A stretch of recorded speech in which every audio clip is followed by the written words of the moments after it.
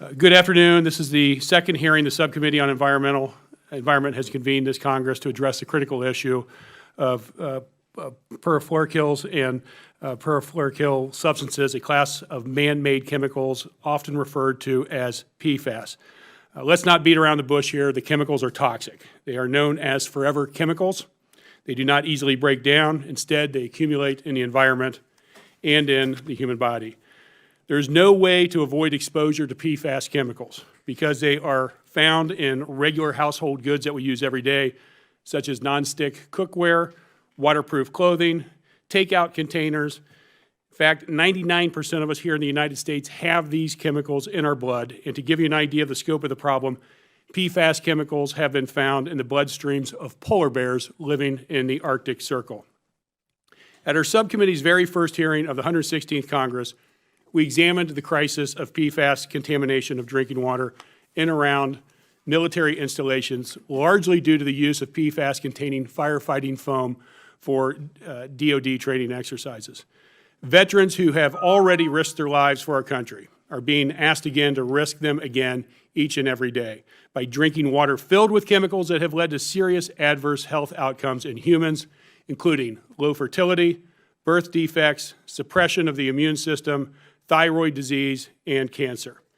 At our meetings in March, the EPA's Assistant Administrator for the Office of Water, David Ross, agreed that PFAS contamination was, quote, a national emergency. We agree with Mr. Ross, and that's why we are holding another hearing today, this time focusing on another major source of exposure to these chemicals, corporate pollution being key. Companies such as 3M and DuPont, which used PFAS to make household products that Americans used in their homes every day, like Teflon and Scotchgard, knew for decades that these chemicals were toxic. In the 1970s, DuPont began regularly testing the concentration of PFAS in employees' blood.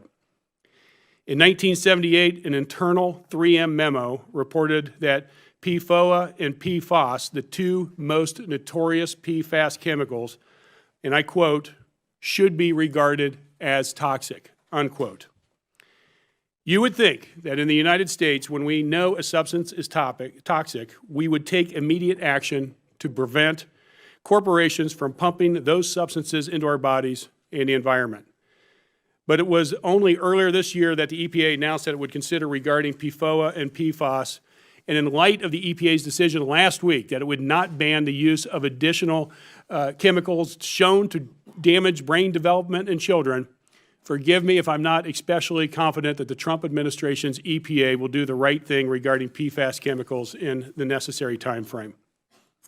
Let's really think about the full extent of what's been happening over the last half century. 3M, DuPont, and other industrial users knew that PFAS chemicals were bioaccumulative and toxic, and yet they continued to use products that contained PFAS. These corporations neglected to tell people what was in those products and suppressed the scientific evidence that these chemicals were hazardous. And they didn't just use PFAS in industrial production. They discharged these chemicals into rivers and into landfills where they seeped into the groundwater. Americans have basically been drinking Teflon and Scotchgard for decades, and the worst part is that they didn't even know it. This should not be happening. Americans expect that the products they use are safe. We are rightfully outraged when, say, a toy company recalls a product because it contains lead or other toxic chemicals. We feel betrayed because we feel that it's the company's responsibility to ensure that its products do not pose a danger to our children. And when companies violate that responsibility to our community, to society, we need to hold them accountable.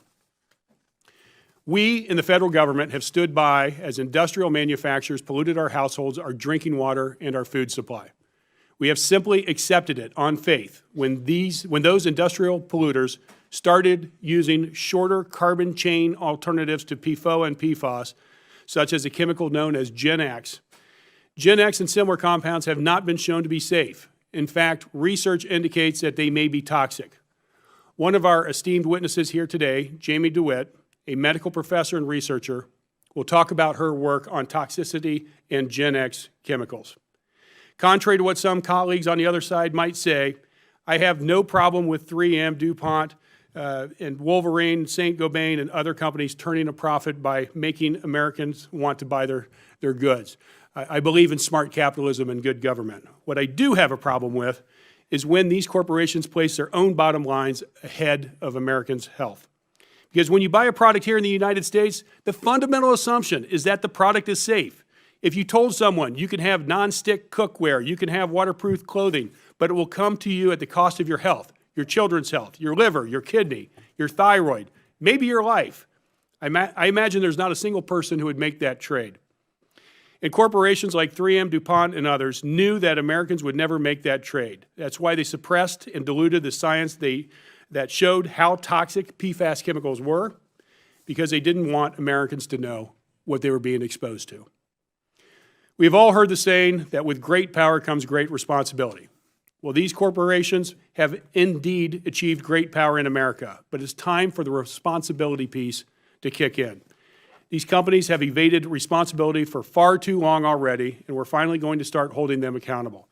Both Democrat and Republican state governments have already begun to do so, and representatives from Michigan, New Jersey, and New Hampshire are here today to talk about the steps they are keeping to keep their constituents safe.